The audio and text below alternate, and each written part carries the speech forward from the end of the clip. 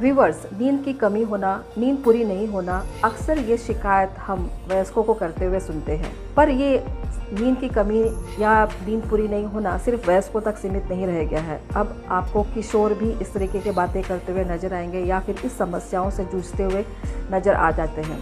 किशोर क्यों नींद की कमी से जूझ रहे हैं, ऐसे क्या हो रहा है? तो चलिए आज हम इन सब कारणों को जानेंगे कि आखिर ये कारण क्या है जिसकी वजह से नींद पूरी नहीं होती है, या फिर इनका परिणाम क्या होगा और हम इनसे कैसे उबर सकते हैं, या फिर हम इनसे कैसे निजात पा सकते हैं। तो नमस्कार व्यूअर्स, मैं हूँ Roshni. Welcome to my channel evolve opinion. उम्मीद है आप सभी अच्छे होंगे and thank you to all my subscriber for subscribing my channel and watching my videos. इसी तरीके का स्नेह और प्यार आप सबसे मुझे मिलता रहा है और आगे भी मिलता रहेगा, जिससे मैं शैन्य आगे बढ़ती रहूँगी। तो चलिए आज हम अपने वीडियो को आगे बढ़ाते हैं इस विषय के साथ कि नींद की कमी किशोरों में क्यों हो रहा है। तो कारणों में एक होता है हार्मोन। किशोरों में हार्मोन की वजह से कई बदलाव आने लगते हैं, चाहे उनके शारीरिक बदलाव है, मानसिक है, सामाजिक बदलाव। तो पहला तो ये है कि hormonal time shift. Hormonal time shift एक ऐसा कारण होता है जिसकी वजह से इस उम्र में 1 से 2 घंटा पीछे सोने लग जाते हैं, क्योंकि ये हार्मोन्स उनको सोने नहीं देता एक तरह से। पर दिनचर्या ऐसा होता है कि उनको सुबह स्कूल जल्दी जाना होता है, जल्दी उठना होता है, या फिर जल्दी कुछ ऐसे कामों में वो इन्वॉल्व है जिसकी वजह से उनकी उधर की नींद जो पीछे हो गई यहाँ पे वो नहीं ले पाते और वो नींद, और इनको सुबह जल्दी उठना होता है और वो नींद की कमी बनी हुई रहती है। दूसरा होता है उनका हेक्टिक शेड्यूल। स्कूल सुबह जा रहे हैं, उठकर स्कूल से आने के बाद में उनके होमवर्क है, या फिर वो कुछ क्लासेस जा रहे हैं, या फिर कोई सोशल कमिटमेंट्स हैं, या फिर किसी से मिलना है, या कोई दूसरे एक्टिविटीज़ में इन्वॉल्व है। उस वजह से उनका शेड्यूल काफ़ी टाइट होता है, जिसके वजह से वो उन्हें आराम नहीं मिलता, या उनकी नींद पूरी नहीं हो पाती, या नींद जो सुबह वो जल्दी उठ गए थे तो वो नींद वैसे ही बनी हुई, आधी अधूरी नींद बनी हुई रहती है।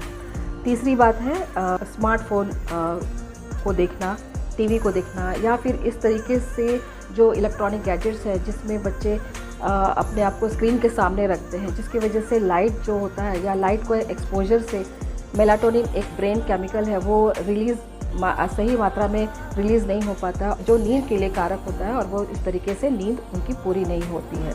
और कहीं ना कहीं वो ये सोचते हैं कि चलो सोने से पहले मुझे थोड़ा सा मोबाइल देखना है, या मुझे सोने से पहले थोड़ा सा किसी से बात कर लेना है, और इस तरीके से वो मोबाइल या ऐसे स्क्रीन के सामने होते हैं। उनका नींद 20 मिनट से आधा घंटा आगे बढ़ जाता है। जब किशोर किस तरीके से अपने आप को आदत डाल लेते हैं कि नहीं मुझे ये भी करना है, वो भी करना है, मुझे पढ़ाई भी करना है, मुझे बहुत सारी चीज़ें करनी है। जब ज़्यादा जाग रहे हैं तो ब्रेन खुद ही अपने आप को एक्वायर कर लेता है, या अपने सिस्टम को ऐसा बना लेता है कि वो जागते रहे। टीनेजर्स को खुद रिलैक्स करने वाले या फिर ऐसे कोई अट्रैक्टिव एक्टिविटीज़, जैसे कि कुछ देर तक टीवी देख लिया, या एंटरटेनमेंट में समय बिता रहे हैं, या फिर कंप्यूटर या फिर इंटरनेट ब्राउजिंग कर रहे हैं, जो उनका कुछ ना कुछ वक्त खींचने लगता है, और इस तरीके से वो अपने आप को नींद से भी दूर रखते हैं। और तो और कई बार ऐसा होता है कि टीनेजर्स खुद या किशोर खुद भी अपने आप को प्रेशर में ले लेते हैं कि नहीं मेरे दोस्त को बहुत अच्छे नंबर मिल रहे हैं तो मुझे भी अच्छा करना है। अपने आप का एक सेल्फ कॉम्पिटिशन ले लेते हैं, पेरेंट्स के एक्सपेक्टेशन को फुलफ़िल करना, क्योंकि मेरे पेरेंट्स चाहते हैं कि मैंने ऐसा होना चाहिए, एक आइडियल जो उन्होंने इमेज बना के रखा है मेरे लिए, मैं उस पर खरा उतरना चाहिए। एक डर, एक भय, एक एंग्जाइटी, ये सारी चीज़ें किशोरों को बाध्य करती है जागे रहने के लिए। तो इन सब चीज़ों का परिणाम क्या होगा, तो आप देखेंगे तो जिस उम्र में किशोर को चंचल होना चाहिए, सक्रिय होना चाहिए, हर किसी चीज़ में भाग लेते हुए नज़र आना चाहिए, उछल कूद करना चाहिए, उनका इन्वॉल्वमेंट फुल दिखना चाहिए, वो ऐसा ना होकर नींद की कमी की वजह से कई सारे हमें परिणाम दिखते हैं। अब वो परिणाम कैसे हैं? सबसे पहला तो है कि आपको हमेशा थके थके से दिखेंगे, चेहरा मुरझाया हुआ सा दिखेगा, उनका कोई बॉडी रिफ्लेक्स तुरंत काम नहीं करता है, बहुत ढीले ढीले से ही किसी आप अगर उनको आवाज़ भी लगाते हैं तो बहुत ढीले से वो प्रतिक्रिया देंगे। किसी चीज़ को फटाफट करने के बजाय वो बहुत धीरे धीरे करेंगे। आपको ऐसा लगेगा कि वो आलसी हैं, पर ऐसा आलस एक्चुअली वो आलसी नहीं होते हैं। उनका जो शरीर थका हुआ या नींद की कमी से जूझ रहा, इस वजह से ये सारे परिणाम हमको देखने को मिलते हैं। अब अगर आप क्लासरूम की बात करें तो क्लासरूम में बैठे हैं, लेकिन क्लासरूम में उनका कंसंट्रेशन नहीं लगता है।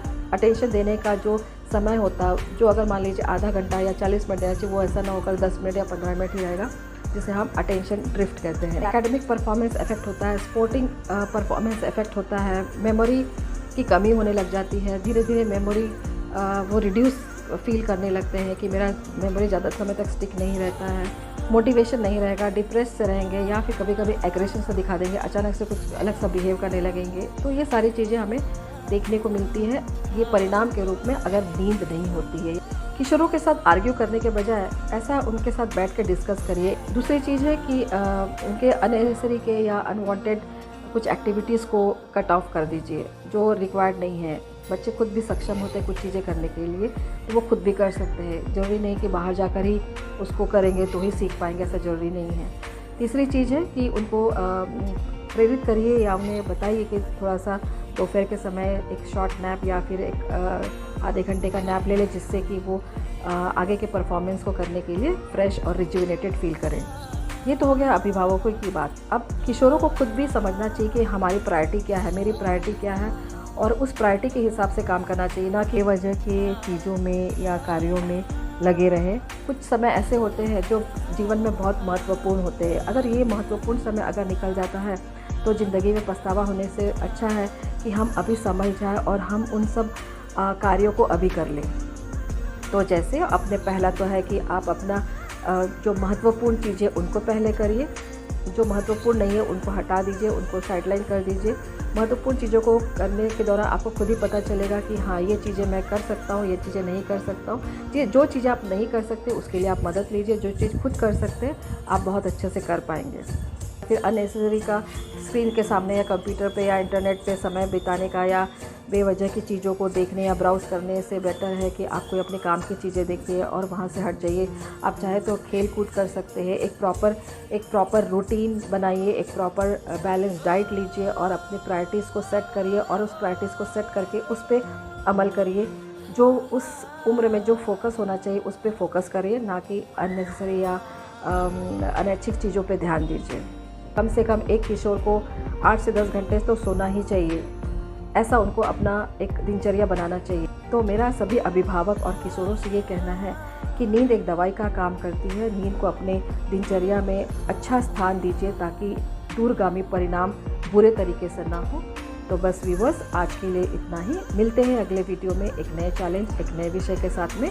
तब तक के लिए टेक केयर, नमस्कार।